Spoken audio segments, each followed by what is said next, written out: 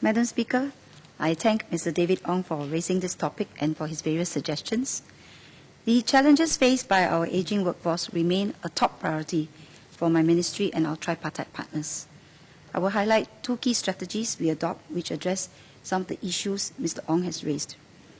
Mr. Ong proposed removing the retirement age and giving our older workers the choice to work longer. The current minimum statutory retirement age of 62 in fact protects workers from below 62 from being dismissed on the grounds of age. It is not meant to, and it does not impede people from working beyond 62. In fact, there is no statutory age at which employers must retire a worker. We did consider various options, including extending the statutory minimum retirement age or removing it altogether.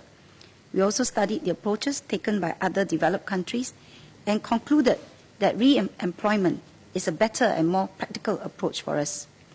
Re-employment allows workers to work longer, which is what Mr. Ong is calling for, while ensuring that employers have sufficient flexibility to manage their manpower needs.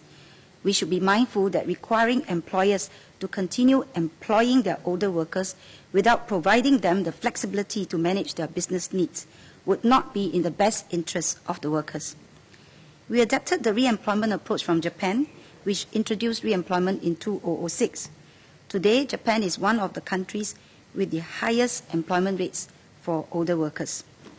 We therefore enacted the Retirement and Re-employment Act, or RRA, in January 2012. Employers are required to offer re-employment to their workers from age 62 to 65. The bar for re-employment is deliberately kept low. The employee needs to have satisfactory work performance and be medically fit. Employers have the flexibility to make some adjustments to the employment terms for these employees based on reasonable factors such as employees' productivity, duties and responsibilities, and the extent of seniority elements in the wage structure. Overall, this allows older workers to work longer without affecting their employability. The implementation of the RRA has been smooth since it came into effect. In particular, re-employment rates have been high. Based on our 2012 survey, 98% of local employees who turned 62 in the year ending June 2012 were offered re-employment. This included 70% of retiring employees who were offered re-employment on existing contracts without any change in employment terms. Among those who accepted re-employment on new contract in the same job, 3 in 4 retained their basic wages.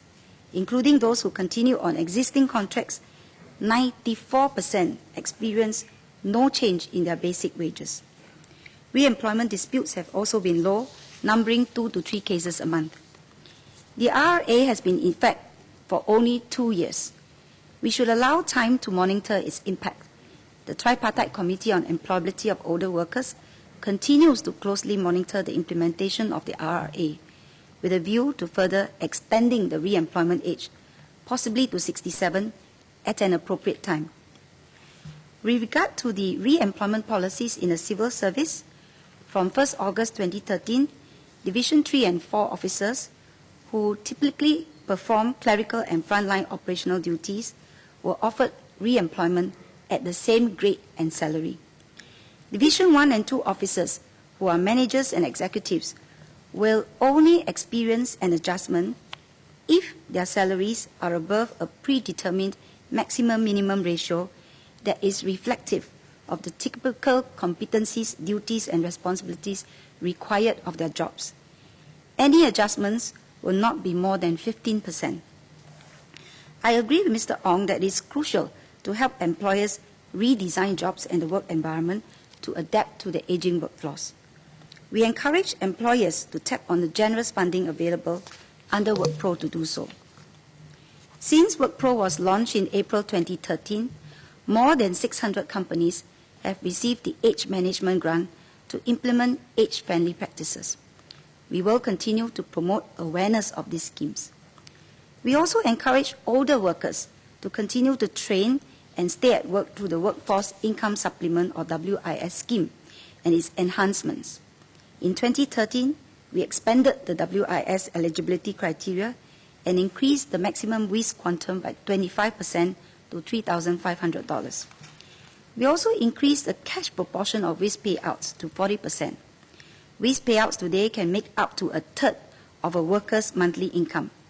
To date, about 360,000 Singaporeans have received more than $400 million in WIS for work done in 2013. Mr. Ong suggested that older workers should enjoy similar CPF contribution rates as their younger counterparts to help them save more. While we do want to help older workers accumulate more CPF savings, we have to balance this with their continued employability. CPF contribution rates were lowered for older workers when the retirement age was raised in the past so as to address employers' cost concerns because of the prevalence of seniority-based wages. The tripartite partners have since made good progress in narrowing the wage scales. The employment rate of older residents aged 55 to 64 has also increased significantly from 47% in June 2004 to 65% in June 2013. In September 2012, we made a first step increase in CPF contribution rates for older workers aged 50 to 65.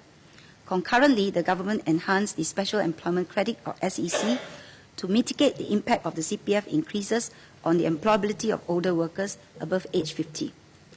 Since 2011, about 107,000 employers who employed 470,000 older workers benefited from more than $760 million of SEC. More than 90% of workers whose employers received SEC in the first half of 2012 have remained employed 1 year later. We agree that it is timely to review the CPF contribution rates for older workers. We announced in 2012 that we will equalize the contribution rates for workers aged 50 to 55 with younger workers aged 50 and below, and we remain committed to do so.